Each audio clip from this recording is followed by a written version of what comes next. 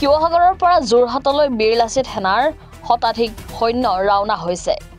পৌৰসভাৰ ভূমিৰ বিতৰ্কত হাঙুৰ খাই থকা আজাদ চৌধুৰীৰ বিৰুদ্ধে প্ৰতিবাদ কৰিব শিৱসাগৰৰ পৰা যোৱা সৈনিকসকলে। শিৱসাগৰৰ লগতে বহুকেইখন জিলাৰ সদস্যসকল একত্ৰিত হৈ বাংলাদেশীৰ বিৰুদ্ধে প্ৰতিবাদত নামিবলৈ সাজু।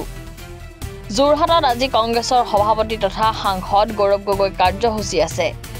গৌৰৱ গগৈ কাৰ্যসূচী আৰু লাচিত সেনাৰ কাৰ্যসূচী সম্পূৰ্ণৰূপে পৃথক, এই মন্তব্য শৃংখল চলিহাৰ। গৌৰৱ গগৈ ভোটাৰ কাৰণে আহিছে আৰু বীৰ লাচিত সেনা জাতিৰ কাৰণে ওলাইছে। আজি আমাৰ সংগ্ৰামী সৈনিকসকল ইয়াতে গোট খাইছে। এখন খিলঞ্জীয়াৰ অস্তিত্ব ৰক্ষাৰ এখন যুঁজ, হিন্দু মুছলমানৰ ঊৰ্ধত গৈ এখন যুঁজ, এখন যুঁজ বহিৰাগতৰ বিৰুদ্ধে, এখন যুঁজ বাংলাদেশী মূলৰ মানুহৰ বিৰুদ্ধে। এই যুঁজখনক কোনোবাই হিন্দু মুছলমানৰ ৰূপ দিবলৈ চেষ্টা কৰিছে। এইবিলাক বাধা উফৰাই আজি বীৰ লাচিত সেনাৰ হিন্দু মুছলমান সকলো খিলঞ্জীয়া সৈনিক ইয়াত লগ হৈছে আৰু অনাগত দিনত আজাদ চৌধুৰীক গ্ৰেপ্তাৰ কৰিব লাগিব। আজাদ চৌধুৰীৰ ঘৰ এভেকশ্যন কৰিব লাগিব। যোৰহাটৰ বহুতো খিলঞ্জীয়া মুছলমান মানুহে আমালৈ ফোন কৰিছে যে সেই অঞ্চলটোত প্ৰকৃততে আমাৰ অসমীয়া মুছলমানৰ অঞ্চল আছিলে। বৰ্তমান সময়ত তাত অসমীয়া মুছলমানৰ কোনো ধৰণৰ দপদপনি নাই, কেৱল মাত্ৰ বাংলাদেশী মূলৰ মানুহবিলাকৰ দপদপনি। আৰু আজি যোৰহাটৰ সমূহ খিলঞ্জীয়া মানুহ লগতে খিলঞ্জীয়া মুছলমানসকলে আমাক আজি সহযোগ কৰিম বুলি প্ৰতিশ্ৰুতি দিছে। সকলো ওলাই আহিব আৰু আমাৰ এই যাত্ৰাত এতিয়া সহযোগী হ'বলৈ দুলীয়াজানৰ পৰা ডিব্ৰুগড় জিলাৰ সৈনিক আহি আছে, লখিমপুৰৰ সৈনিক আহি আছে আৰু আমি সকলো একলগ হৈ আমি ইয়াৰ পৰা ওলাই যাম।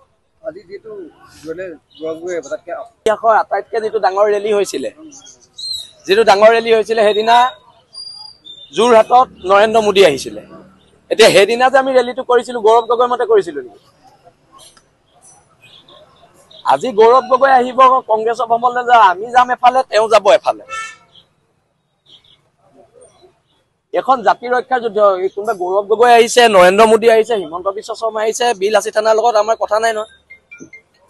জাতি বচোৱা সংগ্ৰাম আমি কৰি যাম আমাৰ ৰাস্তাত। বিজেপি কংগ্ৰেছে নিজৰ ভোট বেংকৰ ৰাজনীতি কৰি আছে, কৰি থাকক, তাত আমাৰ ক'বলগীয়া একো নাই নহয়। সেইকাৰণে অকণমান দেৰি ৰৈ দিছোঁ। আজি শিৱসাগৰৰ পৰা 500ৰ ওপৰত গঠিত হৈছে আৰু টোটেল আমাৰ 5000 ওপৰত সৈনিক গোট খাব আৰু যোৰহাটৰ খিলঞ্জীয়া জনগণ 5000 মান গোট খাব। আজাদ চৌধুৰীক গ্ৰেপ্তাৰ কৰিব লাগিব, ঘৰটো ভাঙিব লাগিব, গ্ৰেপ্তাৰ কৰি ডিটেনশ্যন কেম্পত ৰাখিব লাগিব। আৰু এটা কথা, সেনাৰ আটাইতকৈ ঐতিহাসিক ৰেলীটো যোনদিনা হৈছিলে এদিনা যোৰহাটত আছিলে, নৰেন্দ্ৰ মোদী আহিছিলে। এতিয়া আমি কি গৌৰৱ গগৈ মতে সেইদিনা ৰেলী কৰিছিলোঁ? আমিতো গৌৰৱ গগৈ মতে ৰেলী কৰা নাই।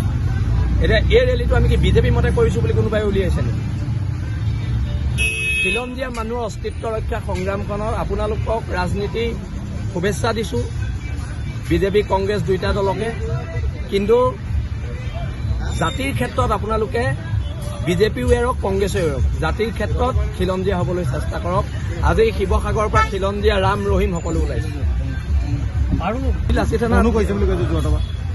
আৰু আমাৰ এটা আমি জাতীয় সংগঠন, আমাৰ ইয়াত খিলঞ্জীয়া প্ৰত্যেক ধৰ্মৰ মানুহ থাকিব পাৰে। আৰু আমাৰ জিলাৰ সাংগঠনিক সম্পাদকজনৰ নামে মুবিদুৰ ৰহমান। আজি ইমানখিনি ল'ৰা হেৰি হৈছে, তেওঁৰে দায়িত্ব এইখিনি। কথাবোৰ এনেকুৱা আৰু হিন্দু মুছলমানৰ কথাবিলাক নানিব, এখন জাতি বচোৱাৰ এটা সংগ্ৰাম।